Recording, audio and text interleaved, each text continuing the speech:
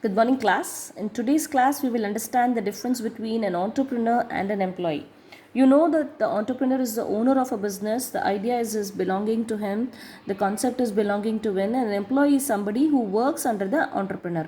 Right? But both are associated with a common need known as enterprise. Enterprise means business.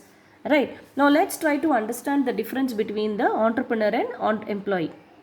If you talk broadly, the difference between the entrepreneur and employee is that entrepreneur is the owner of an enterprise, and however an employee is in the service of that enterprise, but both of them are working in the interest of the enterprise. Enterprise here means business, organization, Reliance, Tata, all those examples.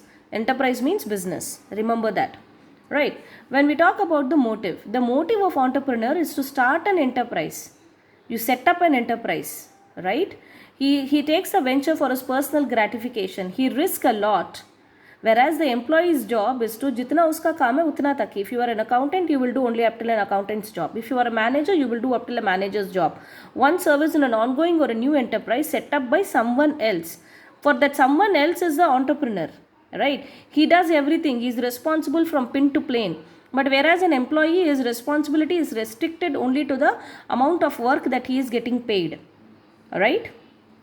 When we talk about the status, an entrepreneur is the owner obviously, but the employee is in the status of a servant in the enterprise. Servant means somebody who services. Don't take the literal meaning of servant that is used in India. Servant means subordinate. Got it? Right.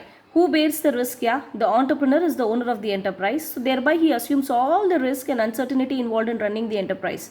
He considers and thinks about his business 24/7. Whereas an employee is only a servant. Servant means, again I am repeating, a person who is a subordinate. He does not bear any risk at all. Maximum what is the risk that an employee faces is he may lose this job. Right? But he may join some other enterprises. One thinks of an enterprise that one is working on duty for a certain hours. I am responsible only for 8 hours in this office. After that 8 hours, I am not responsible for its profit or loss. I am only a small component of it. I don't hold responsibility. Right? Reward. An entrepreneur, something, he gets something called profit. Sometimes it is very less, sometimes it is very high. It is very, very uncertain. We are not sure how much reward the entrepreneur will get. Right? Whereas when you talk about an employee, he gets rewarded for his services. In the enterprise is a salary which is fixed and certain as per the appointment letter issued. Suppose the fixed salary is 20,000 for an accountant. He should definitely get that 20,000 per month. But we are not sure whether the entrepreneur will get that 1 lakh or 3 lakh or 40 lakhs or whatever he is gaining the profit. It depends upon the market situation. Sometimes market is up, sometimes market is low, so that's very uncertain. Profit is very, very uncertain.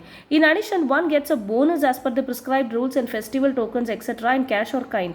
But what kind of bonus or benefit that an entrepreneur gets? Nothing at all. There's nothing special that entrepreneur gets. Is usually the profit, which is clearly uncertain. All right, then we go to the next one, that's innovation. Who is responsible for innovation? Obviously entrepreneur. The entrepreneur himself or herself thinks over what to do, how to produce, and he has to changing demands. Customers keep demanding one or the other variety. The customers need variety. Obviously the customer is the king. Whatever he demands, that only you can manufacture. Right? So entrepreneur acts as an innovator. He is the change agent, whereas the employee only whatever obeys. He follows the instruction of entrepreneur. Therefore, he only executes the set plans as per the given schedule. Thus, one's job gets to meet up the target decided by one's employees. That one's job is entrepreneur's job, one's employees. Entrepreneur decides the innovation. That innovation is implemented by the employee. Got it? But the idea, the concept belongs to the entrepreneur. Qualification. An entrepreneur needs to possess qualities and qualifications. Like, what is the qualification for an entrepreneur? High achievement motive, originality in thinking, fair straightedness, risk bearing abilities, courage, confidence, never give up attitude, much more, so many other things. Whereas an employee needs to possess qualification as per the status in the enterprise, which are preset, like an MCom, a BCom, a CA, some kind of degree or qualification academically. But for us, an entrepreneur, even an uneducated person, according to if he has high achievement motive, originality in thinking, he is straightforward, is risk bearing, he is honest, is innovative, is creative, that's the qualification required to become an entrepreneur. right? So we have seen the difference between the entrepreneur and the employee in today's class. Entrepreneur is the boss, employee is the subordinate. Again, I am repeating, do not get confused with the word servant. Servant means subordinate, not the literal meaning as we are using in our daily household, right? The motive of entrepreneur is to set up an enterprise, but the motive of an employee is to work that 8 hours, right? Status, he is the owner, he is the servant. Risk, entrepreneur bears the risk, whereas employee does not bear any risk. Rewards, the entrepreneur gets the profit, which is uncertain. However, an employee gets salary, bonus, perks, festival advance, etc., etc. Innovation, entrepreneur is responsible for innovation. However, employee is not responsible for innovation.